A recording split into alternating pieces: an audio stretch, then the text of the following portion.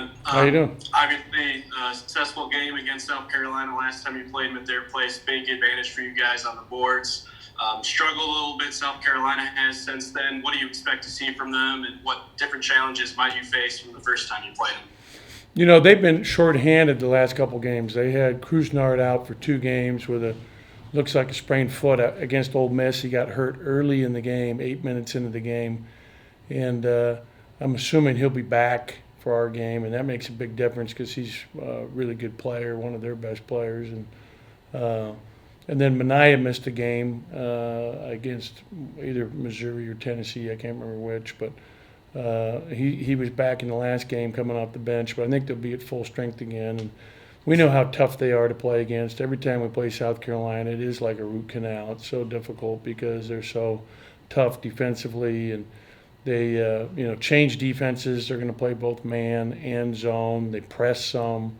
Uh, they'll trap some out of their zone. So they're gonna, and then they push the ball really hard. It's a team that is in terms of Ken Palm tempo, they're way up on the list, and really push the issue. They're playing different this year in that they're not pounding it inside as much as they've had in previous years that we've played against South Carolina, and it's a different thing to guard because they play 4 guards a lot. They really space the floor, and sometimes even 5 guards. Sometimes they'll have Bryant Mania as the 4 and the 5, and those are tough matchups for your 4s and 5s. But that game was a great win for us. We needed that one desperately on the road, and we've got to try to put together 2 wins in a row here, and we've only done it one time the entire conference, and so we've got to try to put back-to-back games together in terms of our effort and focus, and really play well here to win. We know we're going to have to play really well to beat these guys. I mean, Lawson's one of the best players in our league. He's an all-league player. Bryant's had a terrific year. It's a very difficult matchup. So, we've got our hands full with these guys. I'll swing it over to Paul Jones. Paul, go ahead. Coach, I know we've talked about this since the start of the season and how obviously crowds are limited this year with COVID, but your team has gone on the road and they're 4-3 in the SEC on the road and 2-5 at home. Is it just the way it's happened this year? I know you said the home court advantage isn't like it used to be without the crowd, but any difference you see with your guys playing on the road compared to home? You know what? When we're on the road, we're together the entire trip. So, here, when you're at home, we've been encouraging our guys, because of COVID, to stay away. We're really fractured.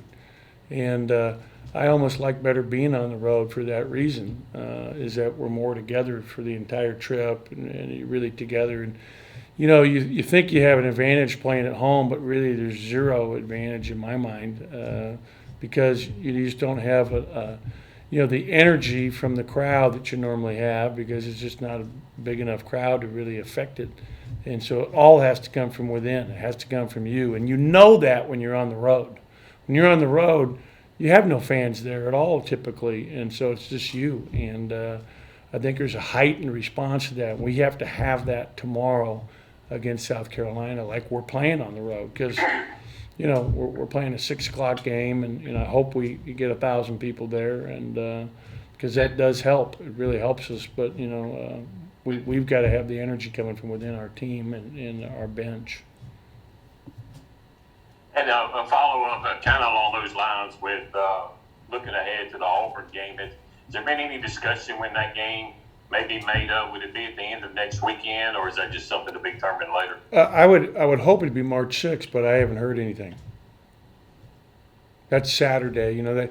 We started in December this year, so in case teams had to make up games for COVID reasons, they'd be able to do that. Well, we haven't had any COVID misses yet, knock on wood, and so it would make sense.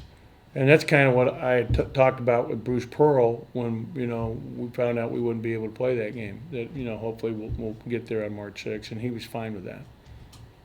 I have one last question, Coach. You mentioned after, I guess actually before the win at Ole Miss, we're talking about Derek Fountain's defense and how he made some strides. And I thought he probably played his best defensive game at Ole Miss. What did you see from him as far as taking a step forward on that side of the court. Yeah, I thought he did a good job. He was really in good help, really stunning well, being aggressive with his defense. He's still got to get better at blocking out, on every possession. But overall, I thought he made it. I agree with your assessment. We'll swing it over to Dalton. Dalton, jump on in. Hey, Coach. When y'all played at South Carolina, DJ Stewart, scored, I think, 29 points. When you go back and look at that film, what do you do so well that stood out to you to have such a good game? Well, he scored in all ways. He scored from three, he scored in mid-range, he scored at the basket, and he got to the foul line.